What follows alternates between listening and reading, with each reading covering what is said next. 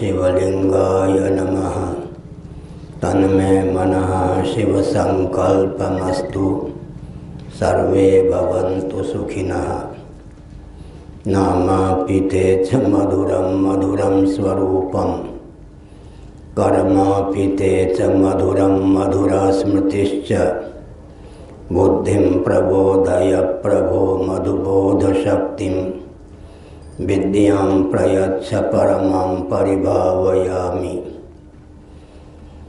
कोमलं कूजयन् वेणुं श्यामलोऽयं कुमारकः। वेदवेद्यं परं ब्रह्म भासतां हृदये मम। कूजन्तं राम रामेति मधुरं मधुराक्षरम्।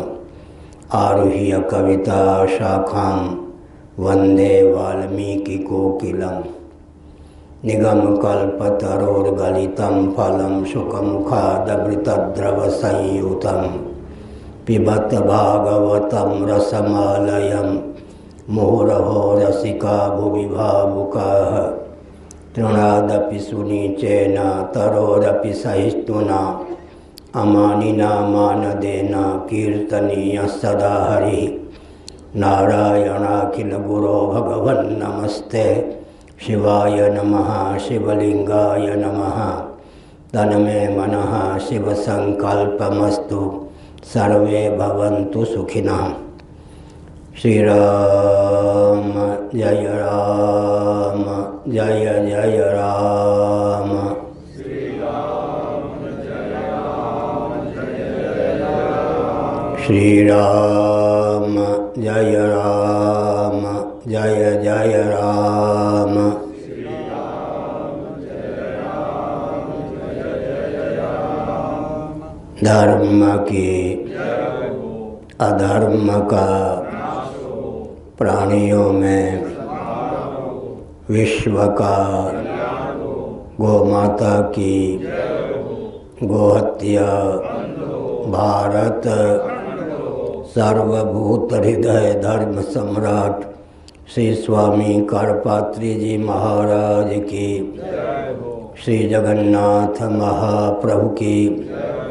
श्री बलभद्र महाप्रभु की। भगवती सुभद्रा देवी की। हर हर महादेव। गोविंद जय जय गोपाल जय जय। गोविंद जय जय गोपाल जय जय। राधा रमण हरि गोविंद जय जय।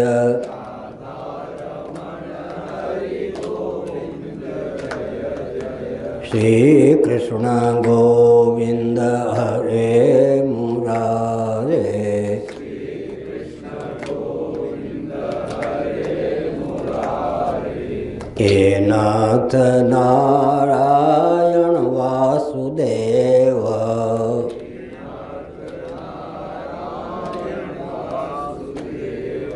गोविंद जय जय गोपाल जय जय।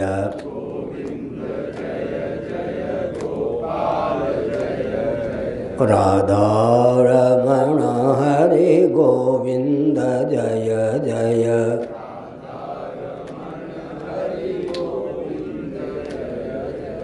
श्री वृंदावन बिहारी लाल की जय।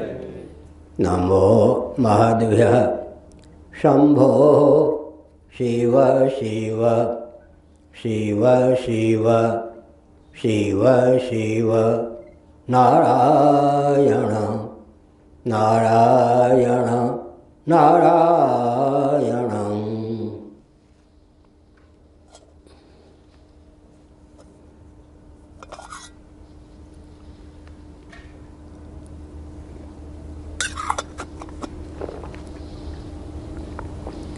नारायण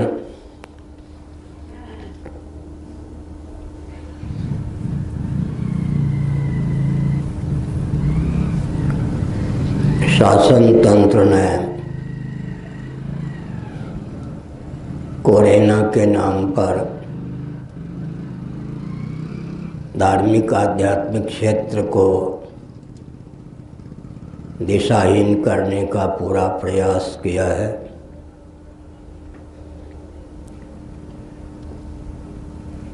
बिहार, बंगाल आदि प्रांतों में चुनाव के अवसर पर नेताओं की रैली में हजारों व्यक्ति सम्मिलित हुए, एक दूसरे से सटे हुए भी देखे गए। उस समय इन राजनेताओं को कोरोना के चपेट में ही आ सकते हैं, ऐसा बिल्कुल ध्यान नहीं था। लेकिन धार्मिक क्षेत्र में हस्तक्षेप करके इन्होंने इस कुंभ पर्व को भी कितना दिशाहीन कर दिया। जहाँ हजारों भक्त कुंभ के अवसर पर आते थे, लाखों भक्त आते थे, वहाँ 200-400 से अधिक दिखाई नहीं पड़ते हैं। यह नास्तिकता है, कोरोना का भी दुरुपयोग है। वस्तुस्थिति यह है कि मैंने कल कहा था, केंद्रीय शासन तंत्र ने विश्व स्तर पर ख्याति प्राप्त करने की भावना से विश्व प्रसिद्ध श्री जगन्नाथ जी की रथ यात्रा को रोकने का प्रयास किया। सुप्रीम कोर्ट के माध्यम से प्रतिबंधित कर दिया। केवल एक दिन का समय था, मैं टूट पड़ा, टपक पड़ा भगवान की कृपा से, प्रेरणा से। सुप्रीम कोर्ट को अपना निर्णय बदलना पड़ा, रथ यात्रा संपन्न हुई। केंद्रीय शासन तंत्र ने इसको चुनौती समझा। अब कुंभ को प्रतिबंधित करने के लिए सारे आयाम क्रियान्वित किए गए हैं। राष्ट्रीय स्तर पर, विश्व स्तर पर कोरोना के नाम पर भक्तों को प्रतिबंधित किया गया। तो इससे यही सिद्ध होता है कि भविष्य में ये जो भाजपा केंद्र में है, नास्तिकता का अभिनय अभी कर रही है, लेकिन नास्तिकता को पूर्ण रूप से व्यावहारिक धरातल पर उतारने वाली कम्युनिस्ट पार्टी भारत में शासन कर सकती है। मानो कम्युनिस्टों को निमंत्रित करने का आयाम भाजपा ने प्रारंभ किया। हमारा कुछ बनता बिगड़ता नहीं, दो श्रोता हों तो भी, कोई श्रोता ना हो तो भी। हम लोगों ने अपना जीवन ऐसा ढाला है कि पूरे जीवन में एक भी मनुष्य का दर्शन ना हो तो बेचैनी नहीं होगी। स्वाध्याय का बल है, देवता पितर आदि से संपर्क का बल है। लेकिन कोरोना के नाम पर धार्मिक जगत में इस प्रकार का उन्माद फैलाना उचित नहीं है, शासन तंत्र के लिए शोभा का विषय नहीं है। भले ही शासन तंत्र अपने को विजयी मान ले। अभी शीत युद्ध है, आप लोग तो अपने काम धाम में लगे रहते हैं। बाबा लोग हैं तो यात्रा में या माला फेरने में लगे रहते हैं, सब ठीक है, इधर ध्यान ही नहीं देते। शीत युद्ध यह है कि शासन तंत्र की पकड़ के बाहर, शासन तंत्र की सीमा के बाहर धार्मिक आध्यात्मिक प्रकल्प भी भारत में न चले।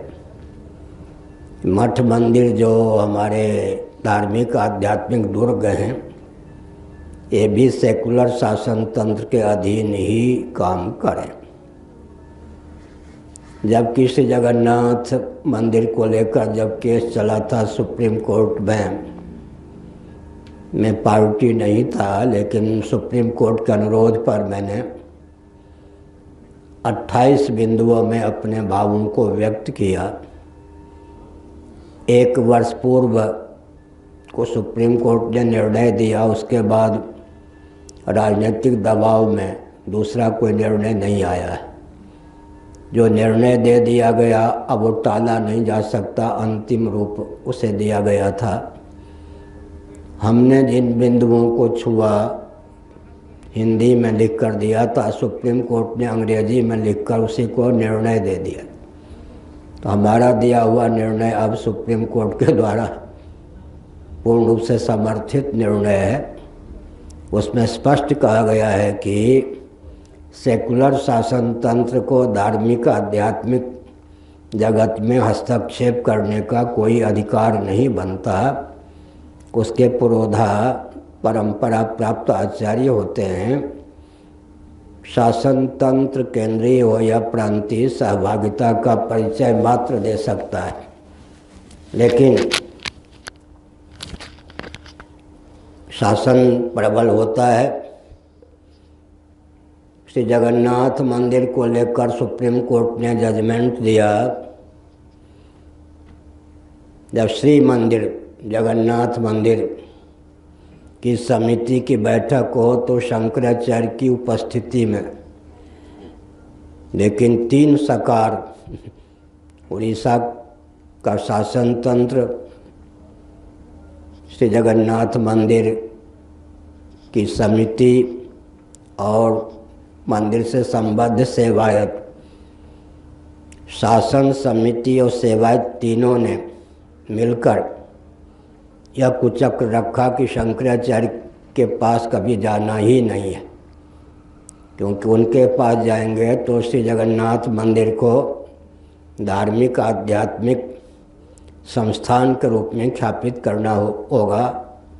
हम उसके लुटेरे नहीं बन सकेंगे।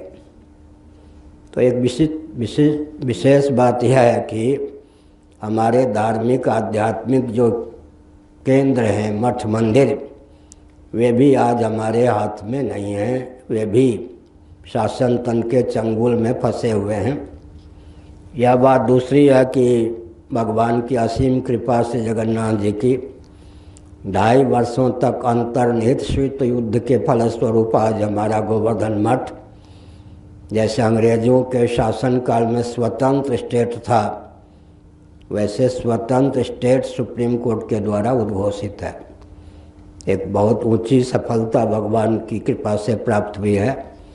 भारतवर्ष में केवल गोवर्धन मठ ही ऐसा है इस समय जो स्वतंत्र स्टेट के रूप में सुप्रीम कोर्ट के द्वारा उद्घोषित है। जैसे अंग्रेजों के शासनकाल में गोवर्धन मठ पूरी पीठ स्वतंत्र स्टेट उद्घोषित थी, वैसे ही आज भी उड़ीसा विधानसभा में जितने सदस्य हैं, चाहे जिस किसी पार्टी के हों, कांग्रेस के, भाजपा के, बीजू जनता दल की तो सरकार ही है, एक स्वर से उन्होंने पूरी पीठ को स्वतंत्र स्टेट घोषित करने में सहभागिता का परिचय दिया। ये भगवान की कृपा है। हमने एक संकेत किया कि स्वयमेव मृगेंद्रता, कोई शेर को प्रमाण पत्र दे या न दे, मृगेंद्र तो वह सिद्ध हो ही जाता है। ठीक इसी प्रकार से धार्मिक आध्यात्मिक जगत को कोई मान्यता दे या न दे, अगर धार्मिक आध्यात्मिक जगत में कोई अपने स्वरूप को पहचानने वाले व्यक्ति आचार्य हैं तो उनको किसी से मान्यता की अपेक्षा नहीं, उनकी योग्यता ही उनको मान्यता देने में समर्थ है।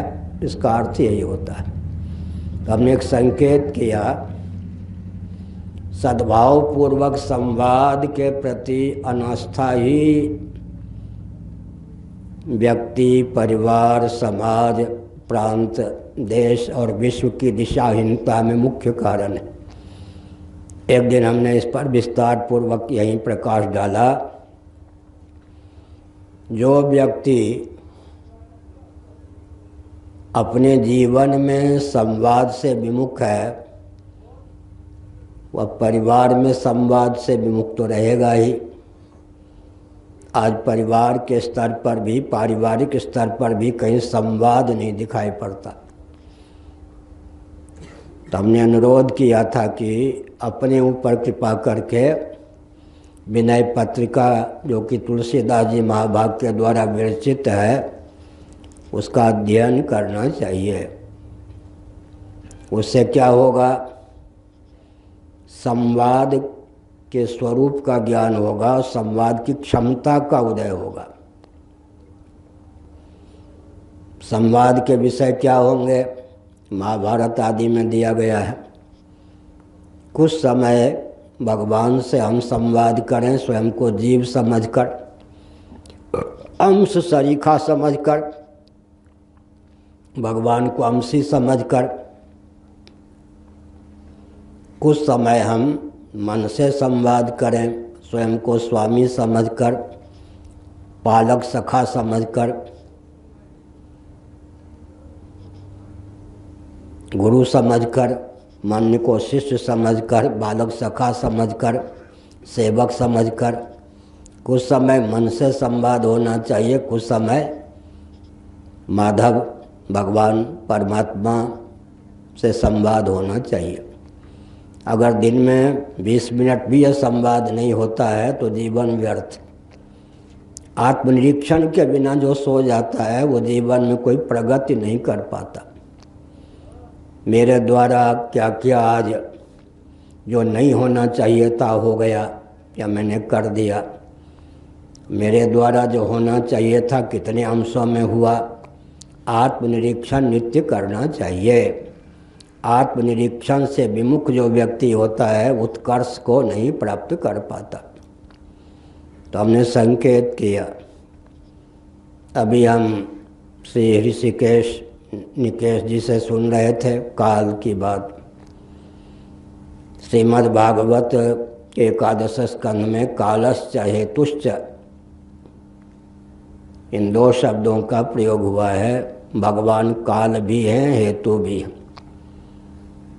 आपको सुनकर प्रसन्नता होगी कि श्रीमद् भागवत पर जो श्रीधरी टीका है गोवर्धन मठ पुरी पीठ की देन है। श्रीधर स्वामी पुरी पीठ के मान्य शंकराचार्य रहे हैं।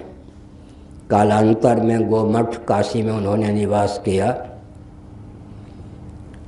गोमठ भी पुरी पीठ की शाखा ही मान्य है, भले ही अराजक तत्वों का वर्षों से उस पर निग्रह है, कब्जा है। श्रीधर स्वामी गोवर्धन पीठ के आचार्य रहे हैं। तो श्रीमद् भागवत पर जो भाष्य है, श्रीधरी टीका है, वो विश्व को गोवर्धन मठ पुरी पीठ से ही प्राप्त है। पंचपादिका नामक जो ग्रंथ है उज्ज्वल वेदांत का, इस पीठ के प्रथम आचार्य भगवान शंकराचार्य महाभाग के प्रथम शिष्य पद्मपाद विरचित है, वो भी गोवर्धन मठ पुरी पीठ की देन है। वैदिक मैथमेटिक्स, वैदिक गणित भी पुरी पीठ के 143 में मान्य जगत गुरु शंकराचार्य श्री भारती कृष्ण जी महाभाग के द्वारा विरचित है, विश्व को प्राप्त है। तो हमने एक संकेत किया। क्या संकेत किया? कालश्च हेतुश्च। श्रीधरी टीका के अनुसार कलयति प्रकाशयति कलनात्मिका शक्त्यवच्छिन्न चैतन्य का नाम काल है। कालः कलयतामहम्।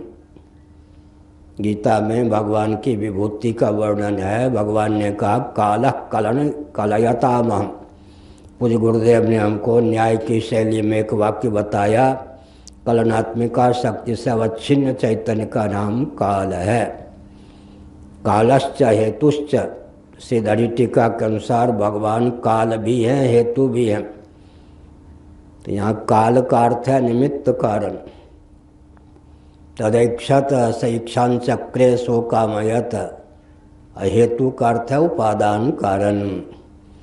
भगवान जगत के अभिन्न निमित्तोपादान कारण हैं। जगत बनाते भी हैं, जगत बनते भी हैं। हमारे भगवान विलक्षण हैं, अनुपम हैं। पिछले दिनों भी हमने कहा वे जगत बनाते भी हैं, जगत बनते भी हैं। एकांत में बैठकर विचार करें। परसों भी मैंने कहा था, जिस ज्ञानवान, इच्छावान, प्रयत्नवान, चेतन यांत्रिक मैकेनिक ने लोहा और प्लास्टिक नामक मेटर धातु और पदार्थ को माइक नामक यंत्र का रूप प्रदान किया, वह निमित्त कारण निर्माता हो गया। और जो लोहा प्लास्टिक नामक मेटर धातु पदार्थ ने इस माइक नामक यंत्र का रूप धारण किया है, उपादान हो गया। अब ऐसी कल्पना कीजिए कि माइक बनाने वाला स्वयं को ही माइक के रूप में उल्लसित कर दे तो माइक कितना विलक्षण होगा। ताम्र पात्र बनाने वाला स्वयं ही ताम्र के रूप में और ताम्रपात्र के रूप में स्वयं को उल्लसित कर दे तो ताम्रपात्र कितना विलक्षण होगा। एकांत में बैठकर इस पर विचार करेंगे तो आनंद की अभिव्यक्ति होगी। हमारे भगवान कितने विलक्षण हैं, जगत बनाते भी हैं, जगत बनते भी हैं, मैकेनिक भी हैं, मैटर भी हैं, अभिन्न निमित्तोपादान कारण हैं। तो जगत कितना विचित्र है। दृष्टिकोण का भेद है ना। कलयुग में ही कोई कृतयुग में रह सकता है। जगत के स्वरूप पर विचार करने वाले को कितना आनंद मिलेगा। वेदांत प्रस्थान के अनुसार ये जगत कितना दिव्य रूप में उसके सामने स्फुरित होगा। जगत कितना बहुत अच्छा। भगवान शंकराचार्य महाभाग ने, भगवत पाद शिवावतार शंकराचार्य महाभाग ने लिखा, भगवान शिव की ही दृष्टि का विषय पार्वती जी का सौंदर्य है, और किसी की दृष्टि का विषय पार्वती जी का सौंदर्य हो ही नहीं सकता। भगवान शिव की दृष्टि का ही विषय पार्वती जी का सौंदर्य है, और किसी की दृष्टि का विषय पार्वती जी का सौंदर्य हो ही नहीं सकता। ठीक इसी प्रकार से हमने संकेत किया कि जब भगवान जगत बनाते हैं, जगत बनते भी हैं, तो जगत में जो विलक्षणता है वो जीवों के अभुक्त शुभाशुभ कर्मों के द्वार से जगत की संरचना के कारण है। जगत में जो विलक्षणता है वो जीवों के शुभाशुभ कर्मों के द्वार से भगवान ही जगत की संरचना करते हैं। इस कारण है जगत बनने वाले भी भगवान, बनाने वाले भी भगवान, लेकिन बीच में जीवों के अभुक्त शुभाशुभ कर्मों को भगवान द्वार बना लेते हैं। लेकिन भगवान ही जगत के रूप में उल्लसित हैं, विलसित। इसीलिए हमारे भगवान ही, आज रामनवमी है, चलते समय इन्होंने याद दिलाई और फिर भूल गया था। आज भगवान रामभद्र का प्राकट्य दिवस है, रामनवमी। भगवान राम मर्यादा पुरुषोत्तम हैं। वेदांत वेद्य परमात्मा ही श्री रामभद्र के रूप में त्रेता और द्वापर की संधि में अभिव्यक्त हुए। त्रेता और द्वापर की संधि में भगवान रामभद्र का अवतार, कहीं कहीं त्रेता के प्रारंभ में भी भगवान रामभद्र के अवतार का कल्प भेद से वर्णन है। हमने किसी ग्रंथ में स्कंद पुराण के अनुसार इस तथ्य को विस्तार पूर्वक लिखा है। हमारे यहाँ भगवान अवतार लेते हैं। अवतार का अर्थ क्या हुआ? ऊपर से नीचे की ओर आना। आरोह का अर्थ होता है नीचे से ऊपर की जाना और जाना। अवरोह का अर्थ होता है ऊपर से नीचे की ओर आना। अवतरण अवतार होता है। तो भगवान अवतार लेते हैं। जो आर्य समाजी सज्जन, मैं सज्जन कहता हूँ, उनकी सीमा में भगवान अवतार नहीं ले सकते, बिल्कुल ठीक। कमी उनमें यह है कि मूर्ति पूजकों और अवतारवादियों को गाली न दें। बाकी अपने प्रस्थान की सीमा में वो अवतार न माने, शोभा है। अवतार अगर वो मान लेंगे तो उनका प्रस्थान ही प्रस्थान नहीं रहेगा। इसमें क्या बात है? जिनका भगवान जगत बना सकता है, जो ईश्वरवादी हैं, जिनका ईश्वर जगत बना सकता है, बन नहीं सकता, उनका ईश्वर अवतार नहीं ले सकता साक्षात। ये तो साधारण नियम है, इसमें कोई बात नहीं। दर्शन की सीमा में आर्य समाजियों का ईश्वर अवतार ले ही नहीं सकता, वैशेषिकों का ईश्वर अवतार ले ही नहीं सकता, नैयायिकों का ईश्वर अवतार ले ही नहीं सकता, शेश्वर सांख्यवादी योगियों का ईश्वर अवतार ले ही नहीं सकता, बाइबल की सीमा का ईश्वर अवतार ले ही नहीं सकता, कुरान की सीमा का ईश्वर अवतार ले ही नहीं सकता। क्यों नहीं ले सकता?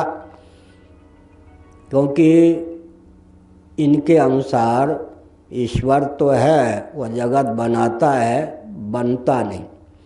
तो जिनका ईश्वर जगत का अभिन्न निमित्तोपादान कारण नहीं है, उनका ईश्वर साक्षात अवतार नहीं ले सकता।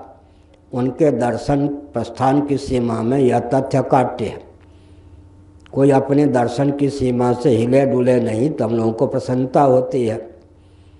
लेकिन हमारे सिद्धांत के अनुसार भगवान जगत बनते भी हैं, जगत बनाते भी हैं। अगर ऐसा न माने तो क्या आपत्ति है? मूल प्रश्न यह है कि हम भगवान को जगत बनने और बनाने वाले दोनों मानते हैं। ऐसा न माने तो क्या आपत्ति? आपत्ति यह है कि भगवान वस्तुकृत परिच्छेद शून्य नहीं होंगे, तो अनंतता भगवान की कुंठित हो जाएगी। काल के द्वारा जो कबलित न हो, अर्थात नित्य हो, देशांतर के द्वारा जो कबलित न हो, अर्थात विभु हो, वस्तुअंतर के द्वारा कबलित न हो, अर्थात सर्वात्मा, सर्वाधिष्ठान, सर्वोपादान, सर्वरूप हो, वह पूर्ण रूप से अनंत कहा जाता है। कालकृत, देशकृत, वस्तुकृत परिच्छेद शून्य। जिनका भगवान नित्य और विभु है, लेकिन सर्वोपादान नहीं है, जगत का केवल निमित्त कारण है, उपादान कारण नहीं है, वे अपने भगवान को सर्वथा अनंत सिद्ध नहीं कर सकते। कुछ लाचारी है। अगर आपको भगवान अनंत मान्य हैं तो काल के द्वारा ही नहीं, देशांतर के द्वारा ही नहीं, वस्तुअंतर के द्वारा भी उनको कबलित होने से बचाइए। नित्य तो मान ही लिया, विभु तो मान ही लिया, अब रह गई बात कि वस्तुकृत परिच्छेद शून्य भी भगवान हैं, वस्तुअंतर न हो, सर्व वस्तुओं के रूप में उन्हीं की उद्भावना हो, उन्हीं की अभिव्यक्ति हो, तो सोने में सुगंध पूर्ण रूप से भगवान क्या होंगे? अनंत सिद्ध होंगे। भगवान अनंत हैं। अनंत माने काल के द्वारा भी कबलित नहीं होते, स्थानांतर देशांतर के द्वारा भी कबलित नहीं होते, वस्तुअंतर के द्वारा भी कबलित नहीं होते, नित्य हैं, विभु हैं, सर्वाधिष्ठान, सर्वोपादान, सर्वस्वरूप हैं। तो भगवान पूर्ण रूप से प्राप्त होते हैं, अनंतता भगवान की पूर्ण रूप से सिद्ध होती है। साथ ही साथ भगवान सत्य हैं, उनका नाश नहीं होता, नित्य हैं, चित्त हैं, स्वप्रकाश हैं, ज्ञान स्वरूप हैं। सच्चित होते हुए, सच्चित और एक होते हुए, नहीं सत्यस्य नानात्वम, श्रीमद्भागवत सप्तम स्कंध। नहीं सत्यस्य नानात्वम। 10-15 साल पहले हम गणित के आधार पर उदाहरण देते थे, कालक्रम से बहुत उदाहरण देना भूल गए, कुछ नए उदाहरण, कुछ पुराने, कभी कभी याद आ जाए तो आ जाए। 3 और 2 5 होता है, लेकिन किसी ने कहा 4.25, किसी ने कहा 5.25, किसी ने कहा 5.5। 5 के ध्वनि तो सबके उत्तर में है, लेकिन गणित तो 3 और 2 5 ही सह सकता है। जिनके उत्तर में 5 का कोई उल्लेख ही नहीं है। 3 और 2 10 होता है, 3 और 2 4 होता है, 3 और 2 3 होता है, 2 होता है, 1 होता है, 0 होता है, वो तो बहिष्कृत है ही गणित से। लेकिन जो 3 और 2 को 4.25, 5.25, 5.5 मानते हैं, मैं संकेत कर रहा हूँ, जिनके उत्तर में 5 तो है लेकिन कुछ और विशेषण को लिए हुए, 4.25, 5.5, 5.25, तो गणित मुस्कुरा देगा। गणित के अध्यापक नंबर अंक देते समय कहेंगे अच्छा है व्यक्ति, जिस विद्यार्थी ने 4.25 लिखा, 5.25 लिखा, 5.5 लिखा, आखिर 5 की अनुगति तो उसके उत्तर में है, लेकिन गणित तो बाध्य करता है हम उसको 0 नंबर ही दें। गणित तो 3 और 2 को 5 ही सह सकता है, 4.25, 5.25, 5.5 नहीं, 4 आदि की तो दाल ही नहीं गलेगी। इसी प्रकार हमने संकेत किया भगवान नित्य भी हैं, व्यापक भी हैं, मान लिया तो काल के द्वारा कबलित नहीं होंगे, स्थानांतर के द्वारा, देशांतर के द्वारा कबलित नहीं होंगे, लेकिन वस्तुअंतर के द्वारा तो कबलित हो जाएंगे, अर्थात सर्वथा अनंत सिद्ध नहीं होंगे। भगवान को अनंत सिद्ध करने के लिए उन्हें वस्तुकृत परिच्छेद शून्य भी मानना आवश्यक है, और वस्तुकृत परिच्छेद शून्य तब तक मान नहीं सकते जब तक भगवान को जगत का अभिन्न निमित्तोपादान कारण न मान लें।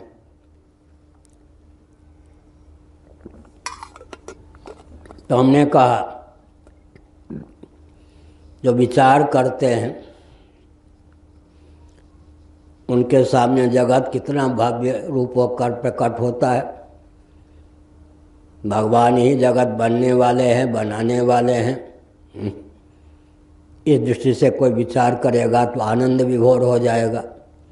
अब जिसको अता पता ही नहीं किसने जगत बनाया, जगत बना भी या नहीं, न कदाचित अनिदृशम जगत, पूर्व मीमांसकों के मत में न कदाचित अनिदृशम जगत, कभी ऐसा नहीं था कि जगत ऐसा नहीं था। वे खंड प्रलय मानते हैं, पूर्ण प्रलय नहीं मानते। अगर पूर्ण प्रलय मान ले तो ईश्वर को मानने का मार्ग प्रशस्त हो जाएगा, इसलिए खंड प्रलय मानते हैं, महाप्रलय को मानते ही नहीं, सृष्टि की रचना मानते नहीं, आकाशाद वायु ये सब नहीं मानते। यह सब क्या है? सृष्टि परक जो वचन है वो द्रव्य के यशोगान में सन्निहित हैं। वस्तुतः पूर्व मीमांसकों के अनुसार न कदाचित अनिदृशम जगत, कभी ऐसा नहीं था कि जगत ऐसा नहीं था। तो हमने संकेत किया हम भगवान को जगत का अभिन्न निमित्तोपादान कारण मानते हैं। अब अवतार के बाद भगवान रामभद्र के प्राकट्य का दिन आज है। अगर कोरोना के कारण यात्री प्रतिबंधित नहीं किए गए होंगे तो अयोध्या जी में कम से कम आसपास के लाखों व्यक्ति रामलला का दर्शन करने आए होंगे। यहाँ तो समाचार पत्र आदि से बहुत सो दूर हूँ, जब से आया हूँ तब तक देश में कहाँ क्या हो रहा है कुछ पता ही नहीं है। तो हमने संकेत किया, क्या संकेत किया? भगवान प्रकट होते हैं। क्यों प्रकट होते हैं? वैशेषिकों का ईश्वर तो प्रकट नहीं हो सकता साक्षात, नैयायिकों का ईश्वर तो साक्षात प्रकट नहीं हो सकता, शेश्वर सांख्यवादी योगियों का ईश्वर तो साक्षात प्रकट नहीं हो सकता, सत्यार्थ प्रकाश की सीमा का ईश्वर तो साक्षात प्रकट नहीं हो सकता, कुरान और बाइबल की सीमा का ईश्वर तो साक्षात प्रकट नहीं हो सकता। उपनिषद सम्मत जो ईश्वर है और उपनिषद प्रस्थान के अनुसार जो ईश्वर है वही साक्षात प्रकट हो सकता है, अवतार ले सकता है। इसका क्या कारण है? क्योंकि वो जगत बनता है, जगत बना सकता है, बनाता भी, इसलिए उसमें स्वयं को भी स्वोचित विग्रह के रूप में अभिव्यक्त करने की क्षमता सन्निहित है। जैसे गुलाब में जो बीज शक्ति होती है, अंकुरोत्पादनी शक्ति, उससे विशिष्ट जो बीज होता है वो डंठल, पत्र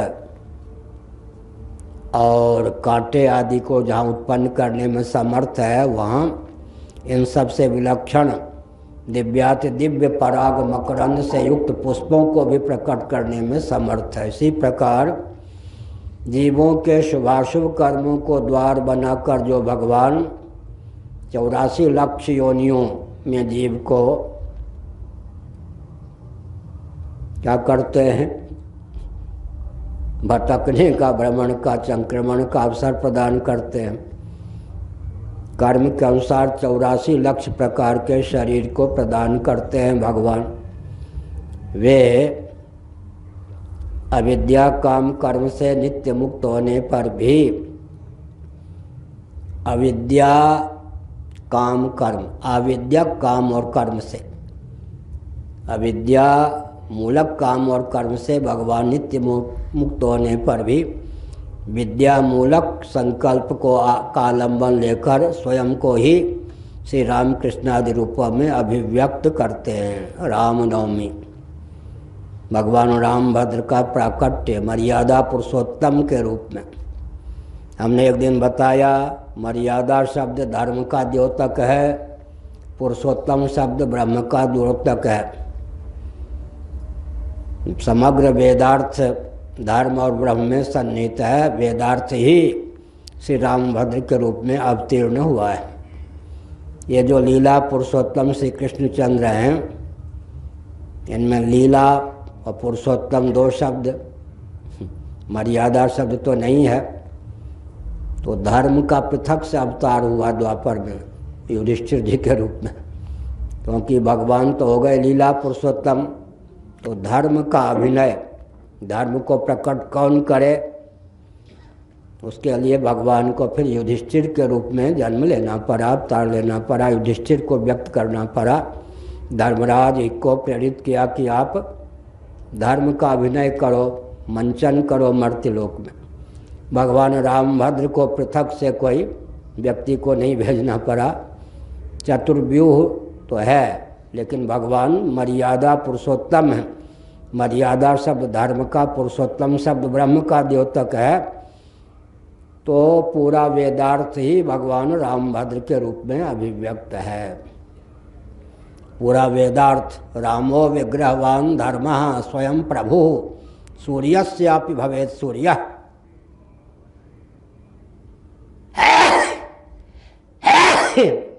वाल्मीकि रामायण। रामो विग्रहवान धर्मः स्वयं प्रभु सूर्यस्यापि भवेत् सूर्यः। भगवान नारायण हैं, प्रभु हैं स्वयं। कृष्णस्तु भगवान स्वयं। हमारे पूज्य गुरुदेव धर्म सम्राट स्वामी श्री करपात्र महाभाग ने लिखा, भागवत में कृष्णस्तु भगवान स्वयं। अन्य जो अवतार हैं अंशावतार हैं, अंशी के रूप में श्री कृष्ण ही स्वयं अवतीर्ण हैं। जिस स्वयं शब्द के बल पर श्री कृष्ण के भक्त भगवान को स्वयं प्रभु कहते हैं, साक्षात प्रभु कहते हैं, वही स्वयं शब्द वाल्मीकि रामायण में है। स्वयं प्रभु हो, भगवान स्वयं प्रभु हैं। स्वयं प्रभु, स्वयं शब्द का प्रयोग वाल्मीकि रामायण में भी है, भागवत में भी है। तो मर्यादा पुरुषोत्तम भगवान राम। अंतर क्या पड़ता है? भगवान राम जीवत्व का फलन मर्यादा की सीमा में ही कर सकते हैं। मर्यादा पुरुषोत्तम। अब नटखट जीवों के जीवत्व का फलन कैसे करेंगे? मर्यादा पुरुषोत्तम ठहरे, मर्यादा की सीमा में ही जीवों के जीवत्व का फलन करके उन्हें मुक्ति प्रदान कर सकते हैं। छैल छबीले नटनागर श्री कृष्णचंद्र परमानंद कंसुदासन मदन मोहन क्या है? छलबल डंके की चोट से जीवत्व का फलन करते हैं। ये लीला पुरुषोत्तम है।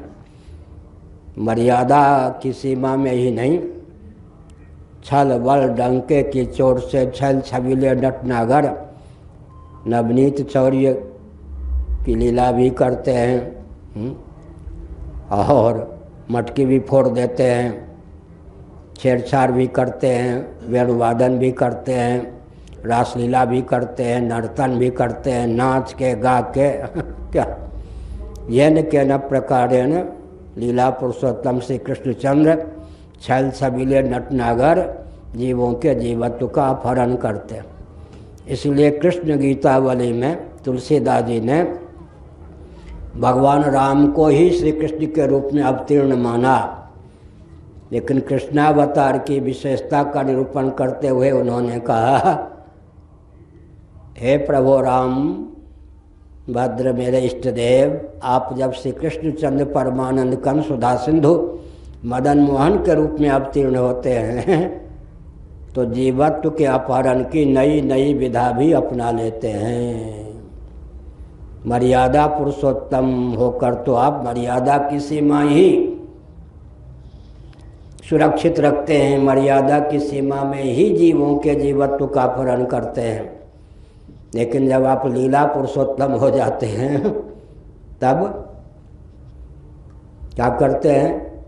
छल वल डंके की चोट से छैल छबीले नटनागर होकर नाच के गा के क्या माखन चोरी के ब्याज से सही जीवों के जीवत्व का अपहरण कर लेते हैं। तो जीवत्व के अपहरण में बड़े दक्ष हैं श्री कृष्णचंद्र परमानंद कंस सुधा सिंधु। चोर जार शिखामणि ब्रजवासियों ने तो यहाँ तक कह दिया, जीवों के लिए जो कर्म निंद्य गर्हित माने गए हैं,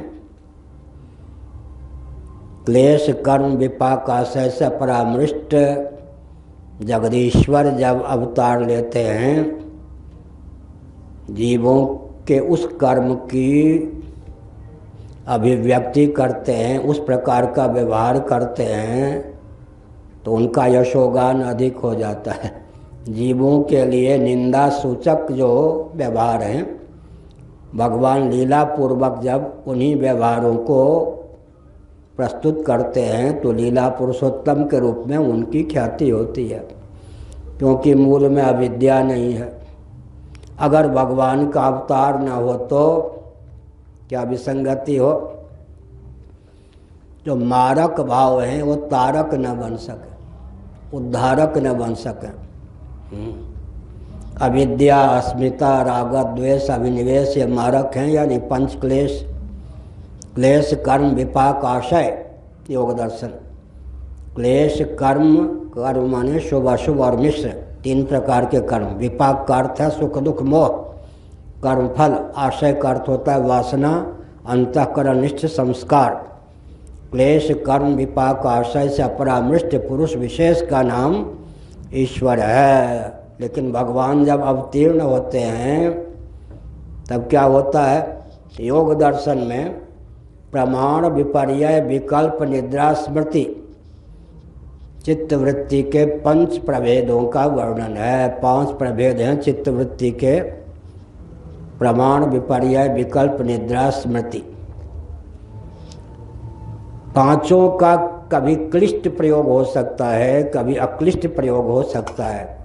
किसी भी घटना का कोई क्लिष्ट प्रयोग भी कर सकता है, अक्लिष्ट प्रयोग भी कर सकता है।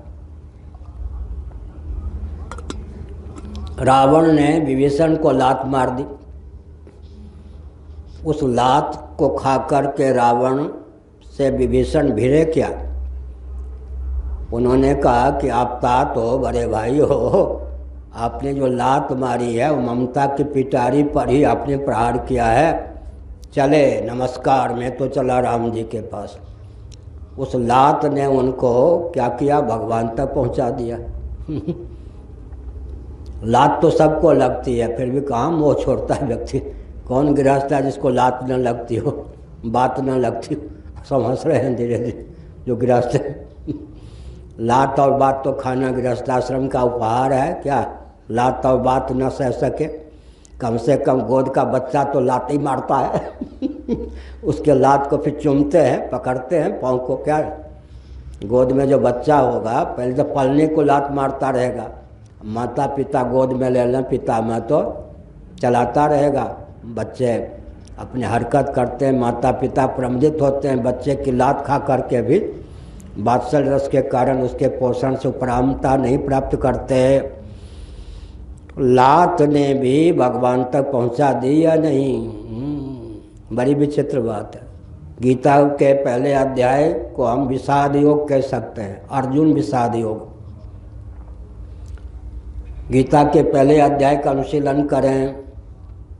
धर्म क्षेत्रे कुरुक्षेत्रे किसका वचन है? जिसका वचन है वो भाई क्या है जी, विषाद पूर्वक बोल रहा है या नहीं? लोगों को भ्रम है। महाभारत का अध्ययन किए बिना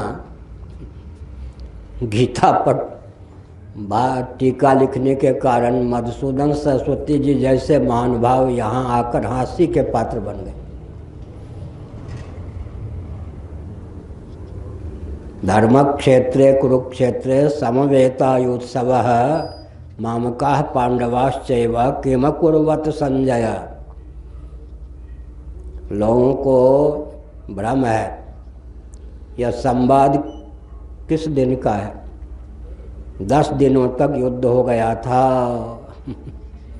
भीष्म जी धराशायी हो गए थे। उनको प्रधान जैसा चाहिए था तकिया दे दी गई।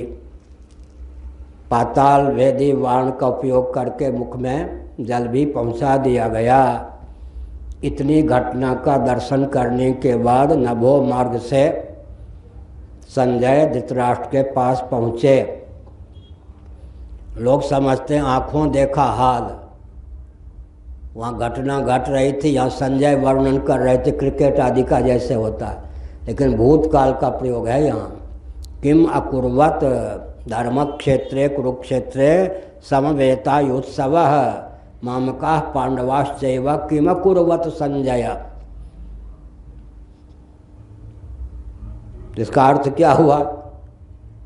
10 दिन का युद्ध हो गया था, उसके बाद का यह संवाद।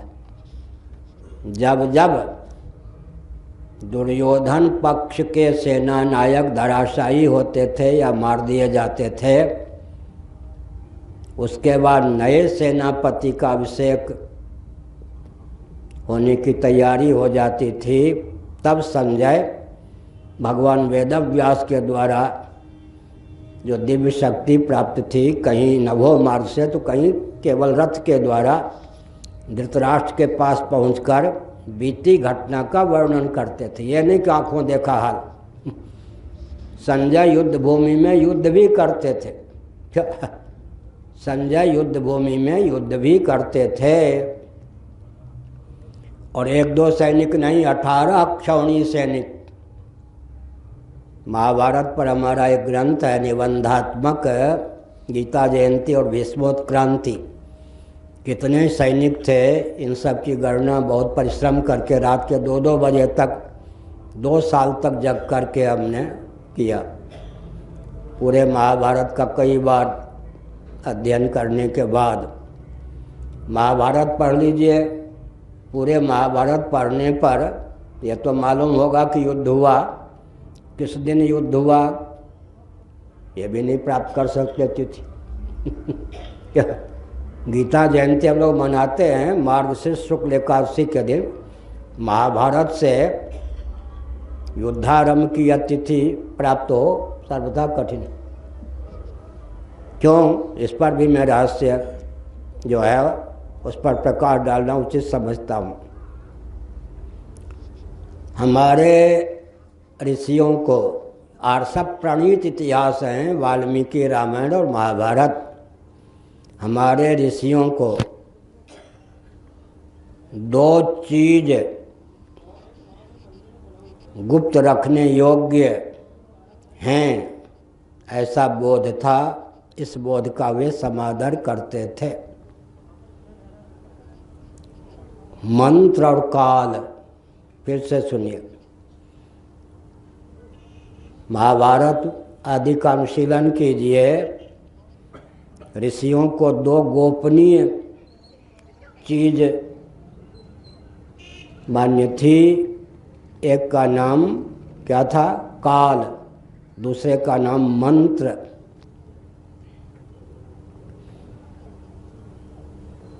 ब्राह्मण ने, दुर्वासा ने, पृथा, कुंती को कोई मंत्र दिया। मंत्राधीन देवता होते हैं। जिस देवता का तुम आवाहन करोगी वो देवता इस मंत्र के बल पर प्रकट हो जाएंगे।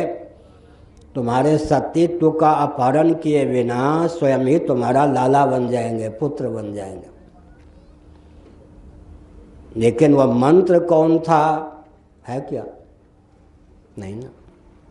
पूरे वाल्मीकि रामायण पढ़ जाइए, अध्यात्म रामायण पढ़ जाइए, तुलसीकृत रामायण पढ़ जाइए।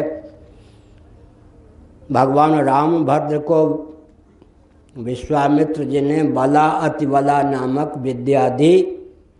जड़ी बूटी का नाम भी बला अतिबला है, नैमिषारण्य में हमने उसको घोंट के पिया भी है, लेकिन यहाँ मंत्र का नाम है। बला अतिबला मंत्र विद्या किसने दी?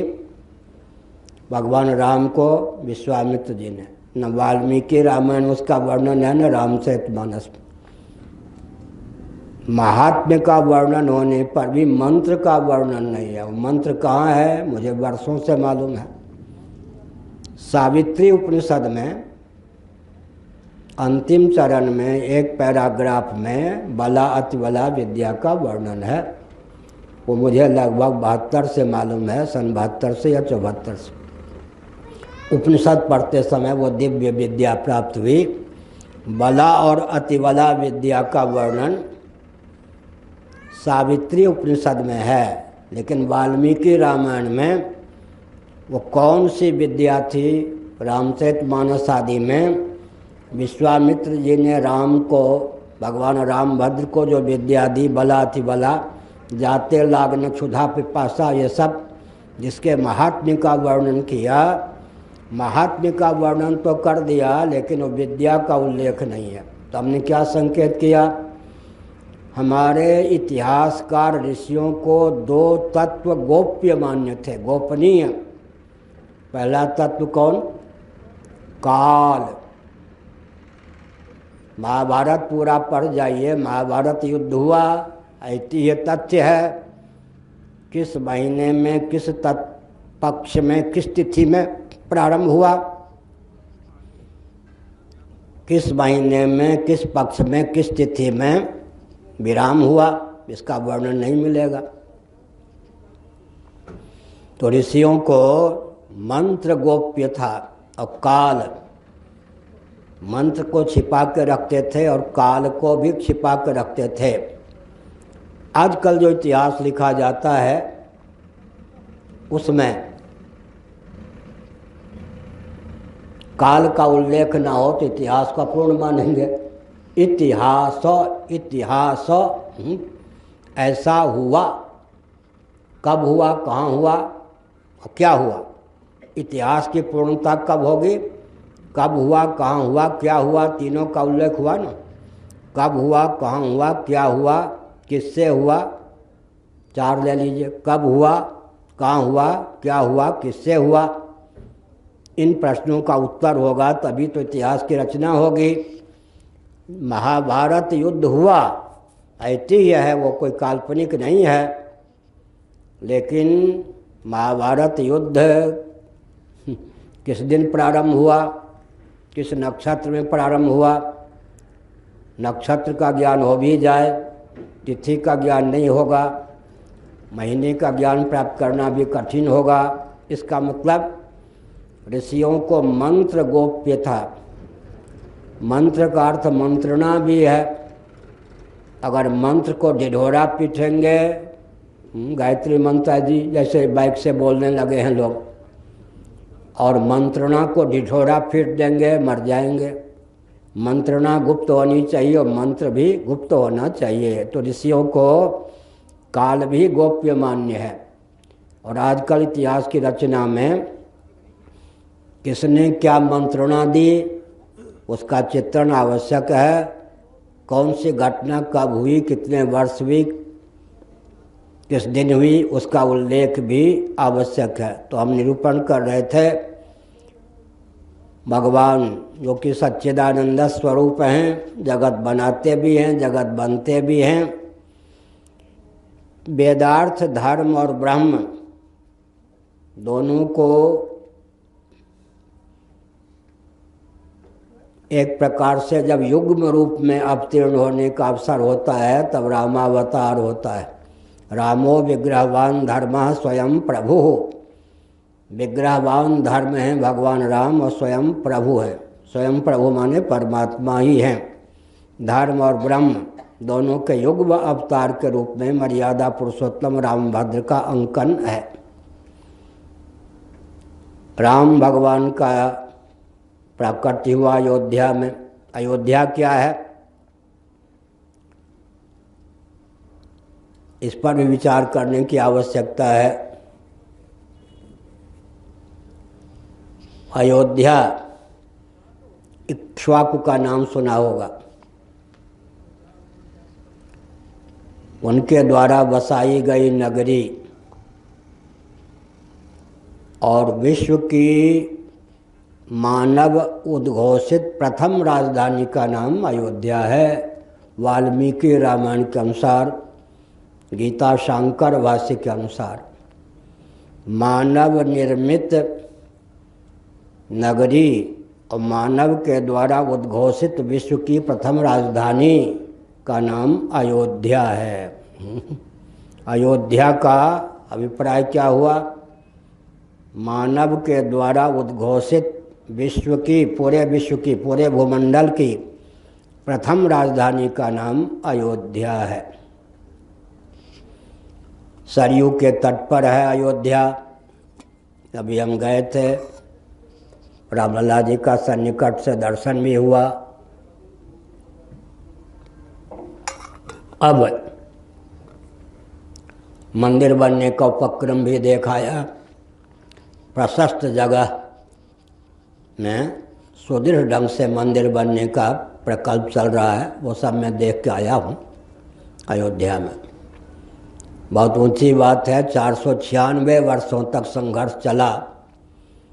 यह सुयोग वर्षों के बाद प्राप्त हो रहा है कि भगवान रामभद्र का जो जन्मस्थल है, जिसके चतुर्दिक का चित्रण स्कंद पुराण आदि में विस्तार पूर्वक, पूर्व में क्या, पश्चिम में क्या, उत्तर में क्या, दक्षिण में क्या, लोमस जी का स्थान कहाँ, स्कंद पुराण में अयोध्या नगरी तो ठीक है, लेकिन जन्मस्थल कहाँ होना चाहिए उसका मानचित्र वर्णन के माध्यम से हम प्राप्त कर सकते हैं।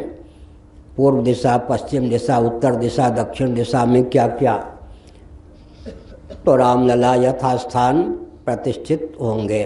उनका मंदिर बनने का योग चल रहा है, बहुत अच्छी बात। अब मैं संकेत करता हूँ, भावुकतावश या परिस्थितिवश चंपत राय, मैं जानता नहीं, कभी मिले भी होंगे तो मुझे याद नहीं है, ने उद्घोषित कर दिया था कि ब्राह्मण पुजारी नहीं रखे जाएंगे। मुझे बहुत कष्ट हुआ। मर्यादा पुरुषोत्तम को भी सेकुलर मनुष्य के रूप में उद्भाषित करना उचित नहीं। लेकिन अभी दिनेश जी हमको मिले थे, उन्होंने कहा कि हमने प्रस्ताव पारित कर दिया है, ब्राह्मण ही पुजारी होंगे। हमने कहा अच्छी बात है, अब हमारा कष्ट दूर हुआ। भगवान रामभद्र यथास्थान, उनका मंदिर बनने का प्रकल्प चल रहा है। अपने मंदिर में, गर्भगृह में यथास्थान प्रतिष्ठित होंगे, बहुत ऊंची बात। लेकिन दूसरा जो स्वरूप आया है, उधर लोगों का ध्यान केंद्रित नहीं हो पाया है और चौंकाने वाला है। लोकसभा, पार्लियामेंट और माननीय उच्चतम न्यायालय, सुप्रीम कोर्ट, दोनों के द्वारा आसपास भूमि देने की बात कही गई है। सुन रहे ना ध्यानपूर्वक।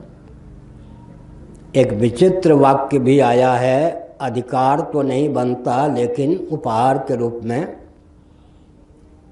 अमुक तंत्र को इतनी भूमि मिलनी चाहिए। किसी तंत्र से मेरा द्वेष नहीं है। हमारे मक्केश्वर महादेव ही मक्का में प्रतिष्ठित हैं, पूरा विश्व इस तथ्य को जानता है। फिर भी हम जब वहाँ भगवान शिव का मंदिर नहीं बना सकते तो अयोध्या में जहाँ भगवान रामभद्र का प्राकट्य हुआ, अगल बगल या आसपास कुछ और प्रतीक बने, उचित नहीं। अब जो सुप्रीम कोर्ट और पार्लियामेंट के माध्यम से जो निर्णय आया है वो किसी राजनेता का निर्णय हो सकता है, कोर्ट की भाषा ऐसी नहीं होती। अब बुरा न माने, न प्रशंसा समझें, हम लोग न्यायाधीश के पद पर हैं। शंकराचार्य का पद अपने आप में न्यायाधीश का होता है। कल एक आया था मध्य प्रदेश का, बरबर करके भाग गया। वो एक संस्था बना ले तो शंकराचार्य क्या कर रहे हैं आक्षेप करने लग जाए, नास्तिक ही होगा। भाग गया बरबर करके, गोष्ठी में आया था। शंकराचार्य का पद, अगर शंकराचार्य अपने दायित्व को समझते हैं और दायित्व के निर्वाह में समर्थ हैं तो न्यायाधीश का भी पद है और राजा का भी पद है। एक विचित्र बात है, शासकों पर शासन करने का और न्यायाधीश का पद शंकराचार्य का होता है। जो संविधान यमराज के न्यायालय या कोर्ट में मान्य है वही संविधान मर्त्यलोक में शंकराचार्य पर, वर्णाश्रम में आस्थान्वित व्यक्तियों पर भी क्रियान्वित है। मनुस्मृति का संविधान। हम अपने अधिकार की सीमा में विवेक पूर्वक कोई निर्णय दें तो यमराज के कोर्ट में भी वो निर्णय निरस्त नहीं किया जा सकता। समझ गए? शंकराचार्य का पद लुल्लू बुद्धू का नहीं होता है, कोई उपहास कर ले, एक संस्था बना दी तो अपने को शंकराचार्य से बढ़कर माने, ये नहीं। पद का अपमान उचित नहीं है। हमारा निर्णय भगवान शंकराचार्य के द्वारा मठामराय महानुशासनम में लिखा है, हमारे पद पर विधिवत प्रतिष्ठित जो व्यक्ति होंगे उनका निर्णय यमलोक तक में अमान्य होगा, ये नहीं, जो के त्यों मान्य होगा। उनके निर्णय का शोधन कहीं नहीं हो सकता। तो हमने एक संकेत किया। क्या संकेत किया? अभी उपहार के रूप में जो 5 एकड़ की बात कही गई है, 5 एकड़ के नाम पर जितनी भूमि दी जाए, भले ही 25 किलोमीटर दूर वो भूमि देने की चर्चा चल रही है या दे दी गई है, लेकिन अभी मथुरा का भी निर्णय आने वाला है। मथुरा को लेकर भी केस करने वाले मेरे पास आए थे अभी कहीं वृंदावन में या और जगह। काशी में भी केवल उत्तर प्रदेश में 3 में 2 और स्थान बचे हैं, काशी और मथुरा। श्री राम जन्मभूमि को लेकर प्राप्त जो निर्णय है उसका क्रियान्वयन अवश्य ही मथुरा को लेकर, काशी को लेकर होगा। काशी और मथुरा को लेकर निर्णय के समय उस निर्णय का आदर होगा। कदाचित 5-5 एकड़ ही तीनों जगह दे दी गई तो केवल उत्तर प्रदेश में 3 नए पाकिस्तान बनने का मार्ग प्रशस्त हो जाएगा। इधर किसी का ध्यान नहीं है। उपहार के नाम पर आप करने क्या जा रहे हो? अधिकार तो नहीं है लेकिन उपहार के रूप में 5 एकड़ भूमि।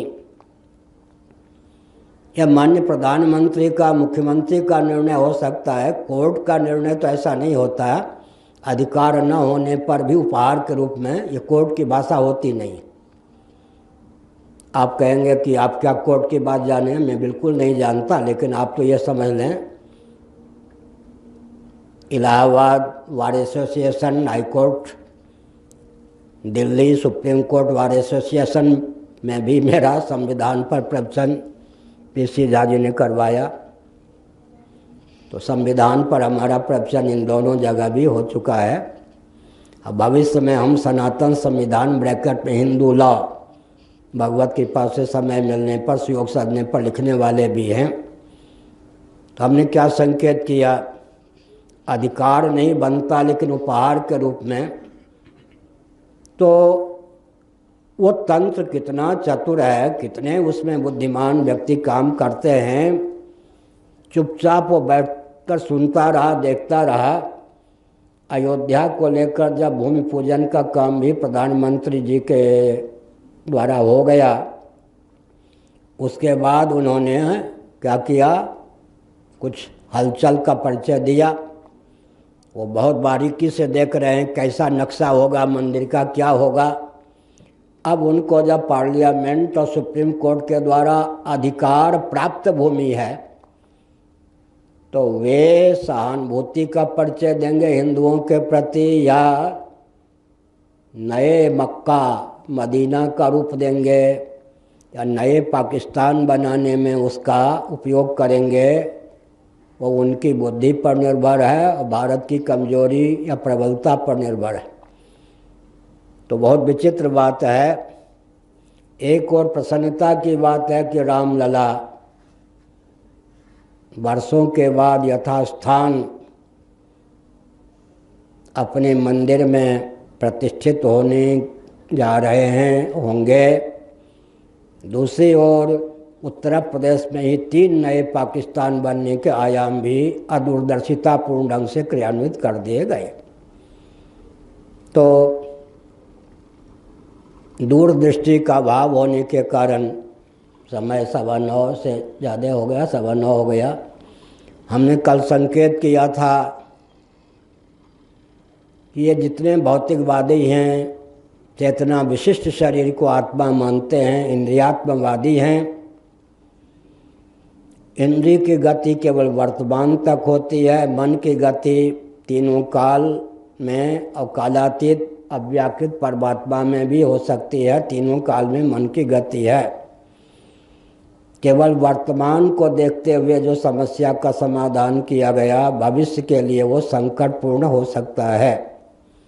अयोध्या को लेकर अभी बहुत प्रसन्नता है लोगों में, अदूरदर्शिता के कारण उसी निर्णय को क्रियान्वित कर दिया गया मथुरा में और काशी में। तो उत्तर प्रदेश में ही 3 नए पाकिस्तान बनने के मार्ग प्रशस्त हो गए। तो हमने एक संकेत किया, यद्यपि मैं कालिका पुराण आदि का अध्ययन करके बोल रहा हूँ, एक गंभीर मनोवैज्ञानिक तथ्य बोल रहा हूँ, सावधान। कितना भी कोई समर्थ होकर, सूझबूझ का परिचय देकर, दिव्यदर्शी होकर, भविष्य का दृष्टा होकर निर्णय ले,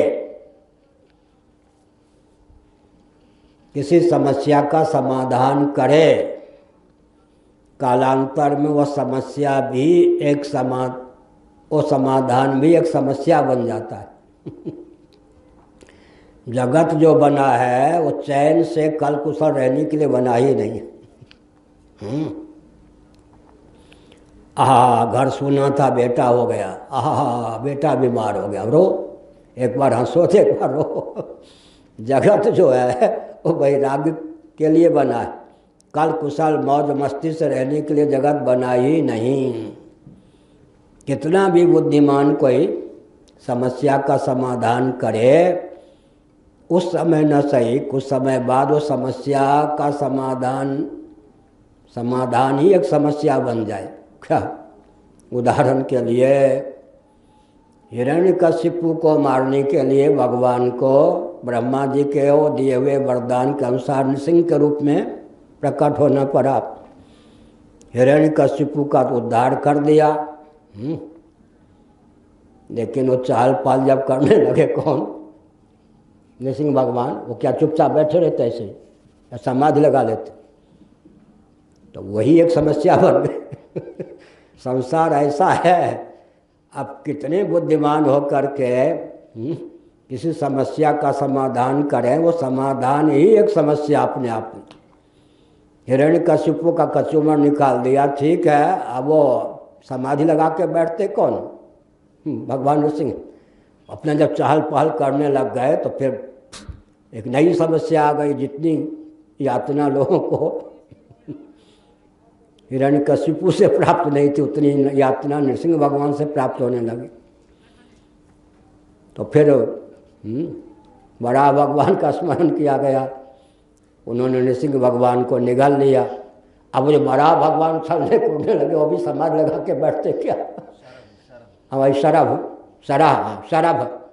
सर्वावतार भगवान ने लिया। सरभ जो है 8 पाँव वाला सरभ जो है वो उछल कूद करने लगा। सर्वोपनिषद भी है और सरभ भी एक समस्या बन गए।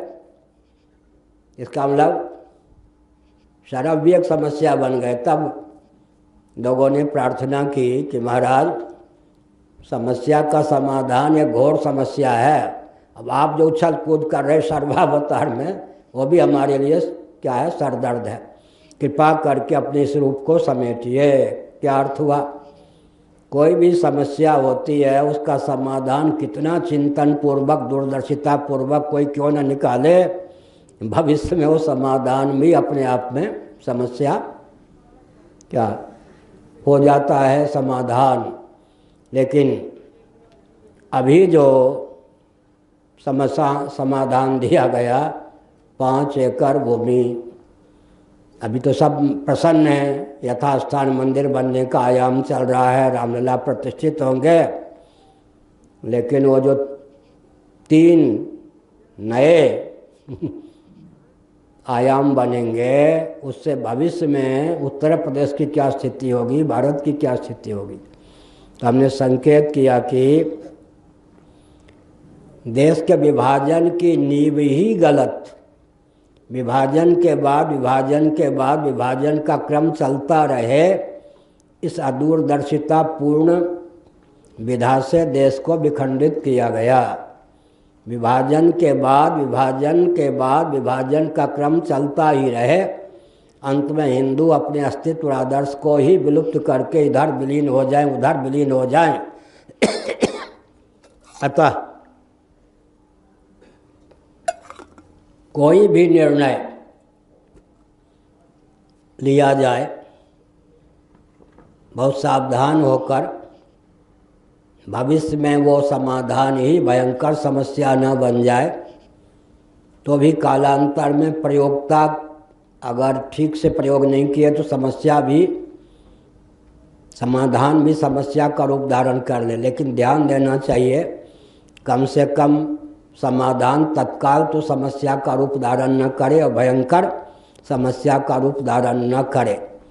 अभी बहुत अच्छा लग रहा है जो निर्णय आया पार्लियामेंट के द्वारा, सुप्रीम कोर्ट के द्वारा। अब तो अकाट्य हो गया, पार्लियामेंट ही पर्याप्त है, लेकिन सुप्रीम कोर्ट के द्वारा भी मुहर। अब एक नया बवाल अयोध्या में, अयोध्या के नाम पर उत्तर प्रदेश में, उत्तर प्रदेश के नाम पर भारत में फैलने की संभावना है। भगवान श्री रामभद्र से प्रार्थना है कि अंतर्यामी आप सर्वेश्वर हैं।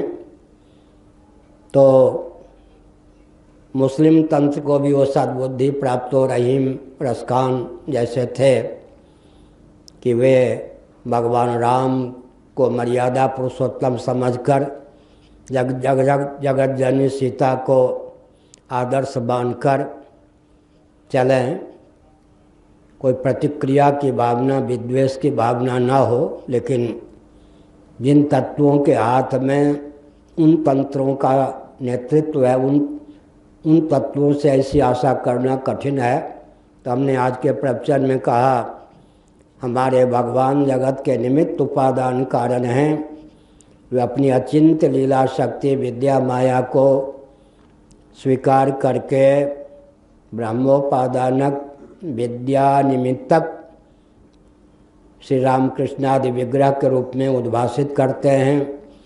कभी विराट भगवान रामकृष्ण के रूप में स्वयं को प्रकट करते हैं, कभी हिरण्यगर्भ स्वयं को श्री रामकृष्ण के रूप में प्रकट करते हैं, कहीं साक्षात कारणोपाधिक परमात्मा ही स्वयं को श्री रामकृष्ण आदि रूपों में व्यक्त करते हैं। आज रामनवमी है, भगवान रामभद्र को प्रणाम, उनके चरणों में जीवन समर्पित। सबको सद्बुद्धि मिले, सबका कल्याण हो। और भारत जो कि आर्य भूमि है, प्रशस्त भूमि है, सर्वे सन्तु निरामयाः, सर्वेषां मंगलम भूयात्, सर्वे भवन्तु सुखिनः, सर्वे सन्तु निरामयाः, सर्वे भद्राणि पश्यन्तु मा कश्चित् दुःख भाग् भवेत्। गरुड़ पुराण के अंतिम अध्याय का अंतिम श्लोक यह है। सर्वे भवन्तु सुखिनः, पाठांतर सर्वेषां मंगलम भूयात्, सर्वे भवन्तु सुखिनः, सर्वे सन्तु निरामयाः निरोग, सर्वे भद्राणि पश्यन्तु मा कश्चित् दुःख भाग् भवेत्। गरुड़ पुराण के अंतिम अध्याय का अंतिम श्लोक यह है। इस श्लोक का स्मरण करते हुए, इसके अर्थ का स्मरण करते हुए आज के प्रवचन को विराम। श्री राम जय राम, जय जय राम।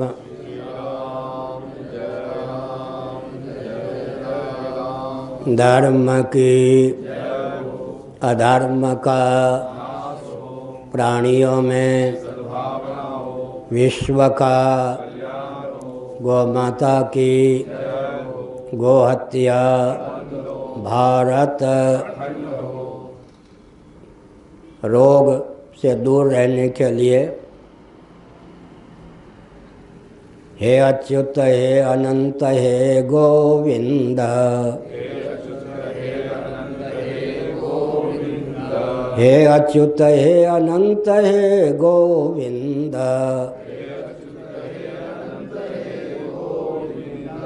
हे अच्युत हे अनंत हे गोविंद, हे अच्युत हे अनंत हे गोविंद।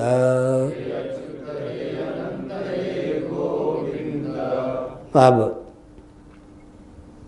प्रथम चरण में भारत, नेपाल, भूटान, हिंदू द्वीप हो, दूसरे चरण में एशिया महाद्वीप, हिंदू द्वीप हो, तीसरे चरण में भूमंडल, हिंदू द्वीप हो। इसके लिए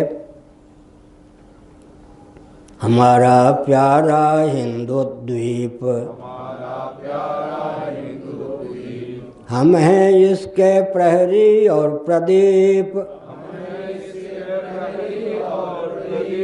हमारा प्यारा हिंदू द्वीप,